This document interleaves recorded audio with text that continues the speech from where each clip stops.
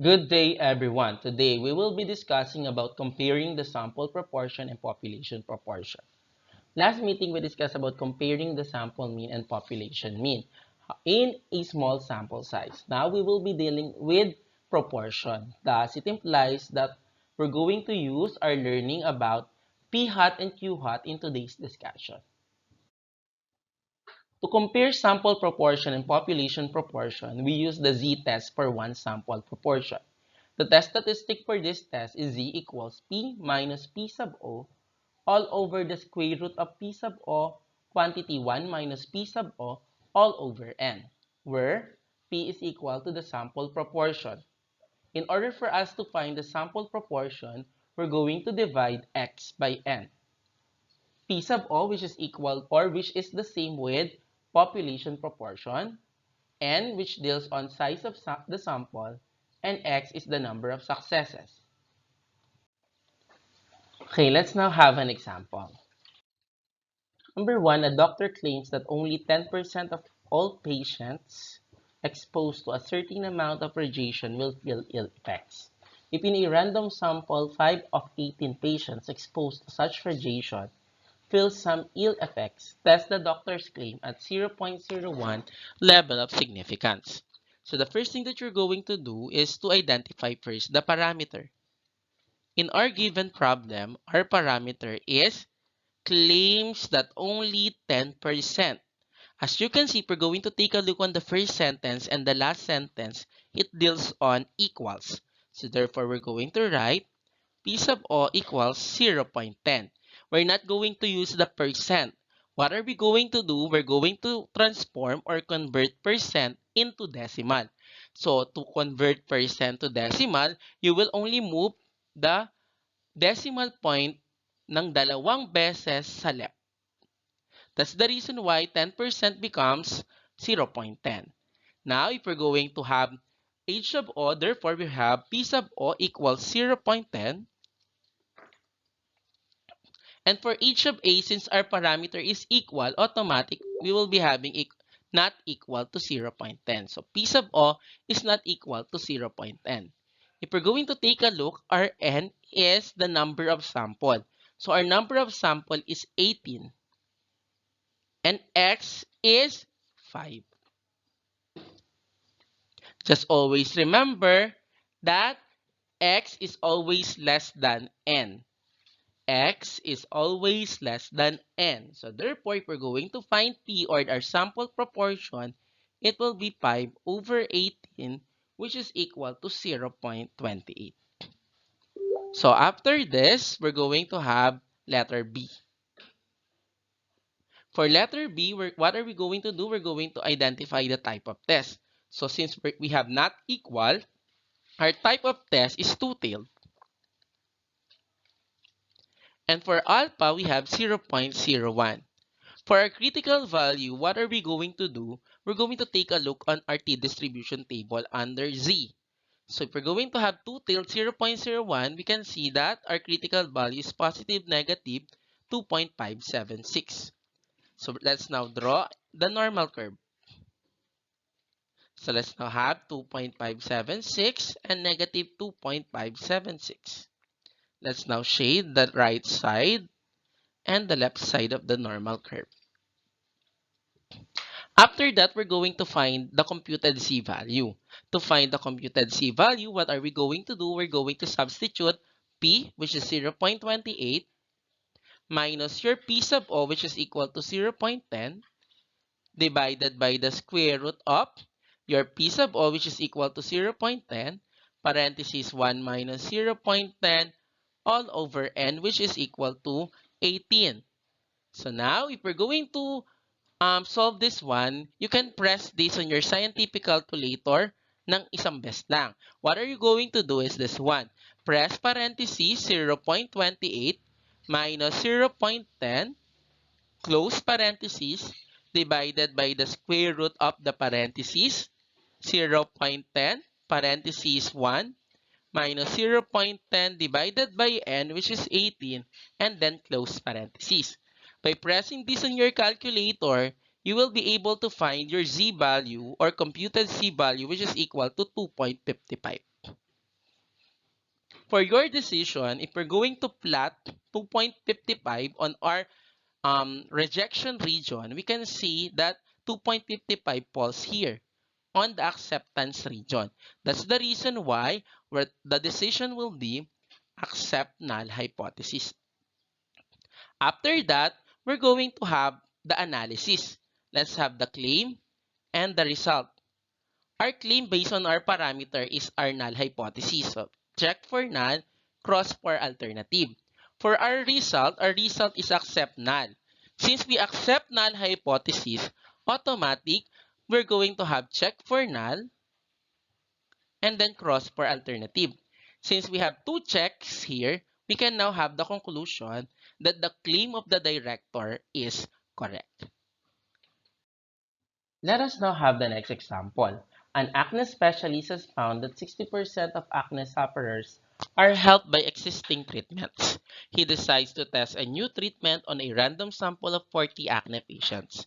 If 28 of these respond to this treatment, can he conclude that it is significantly better at the 0.05 level? Let's start with identifying first the parameter. Based on our given problem, it found that we have 60%. So automatic, we have 0.60 for our population proportion. If we're going to take a look on our first and last sentence, there is what we call greater than. Which of this? It is significantly better. If we have what we call significantly better, it implies an improvement. Since it implies an improvement, therefore, our population proportion is greater than 0.60. For your null hypothesis, it will be P sub O equals 0.60. And for our alternative hypothesis, we will just simply copy the parameter. So P sub O is greater than 0.60. Now, for your N, we're dealing with 40 acne patients. And for X, we're dealing with 28 of these respond to this treatment. So we have 28. So to find the sample proportion, we will just simply have X, which is 28, divided by your N, which is 40. So 28 divided by 40 is equal to 0.70. Now, to find the type of test, since we're dealing with greater than on our alternative hypothesis, we're dealing with one-tailed.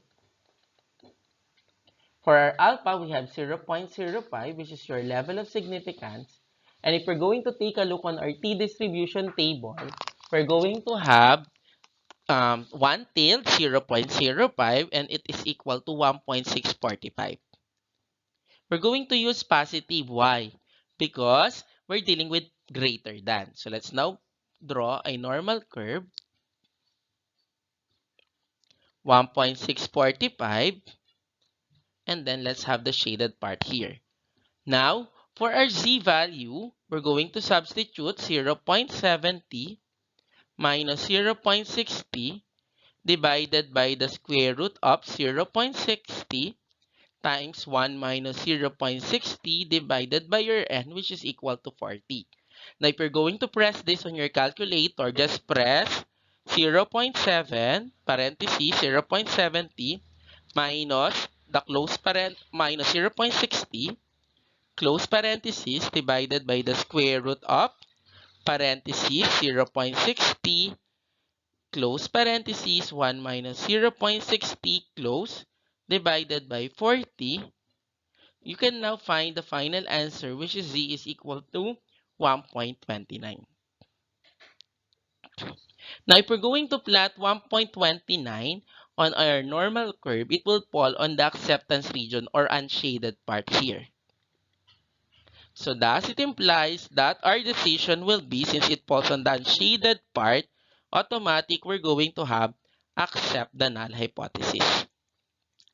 Now, if we're going to have the analysis part, which is claim and result, since we claim greater than on our parameter, automatic that h of A is our claim and x for h of O.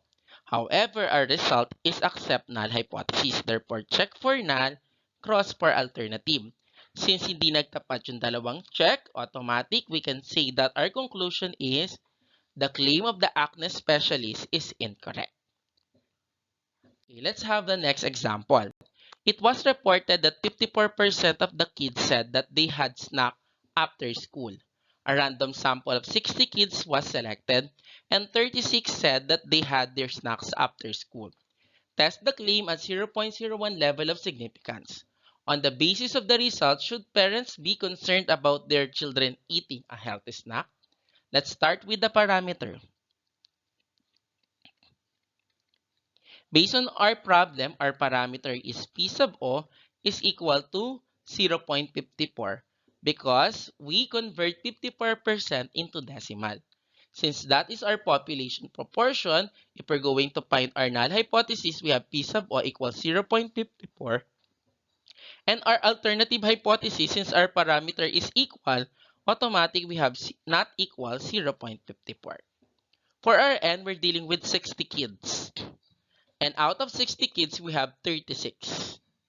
So if we're going to find the sample proportion, we have 36 divided by 60, which is equal to 0.60. Now, for the type of test, since we're dealing with not equal, we're dealing with two-tailed. Now, for our alpha, it is written on the problem, we have 0.01. For our critical value, taking a look on our t-distribution table, we have two-tailed 0.01, and that is equal to positive negative 2.576. If we're going to draw the normal curve, we have positive 2.576 here, and negative 2.576 here. And then, after that, let's now find the computed C-value. To find the computed C-value, we're going to substitute P, which is 0.60, minus your P sub O, which is 0.54, divided by the square root of the P sub O, which is equal to 0.54, parenthesis, 1 minus 0.54, divided by N, which is 60. If you're going to press this on your calculator, you will be having parenthesis 0.60 minus 0.54 divided by the square root of the parenthesis 0.54 parenthesis 1 minus 0.54 divided by N, which is 60. And then automatic, your computed C value is equal to 0.93.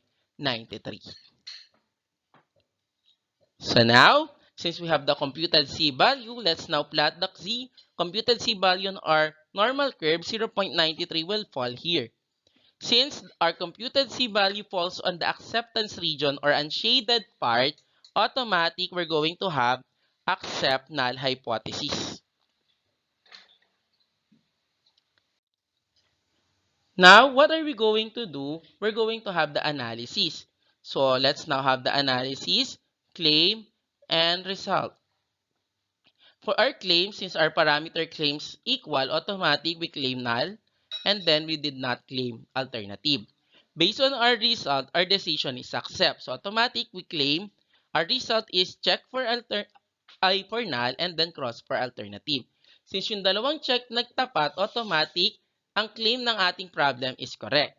So therefore, we can say that our conclusion is yes, the parents should be concerned about their children eating a healthy snack because the claim is correct. So that's all. Thank you. And please don't forget to subscribe on our channel, hit the notification bell button so that you will be updated with our video tutorial. Thank you.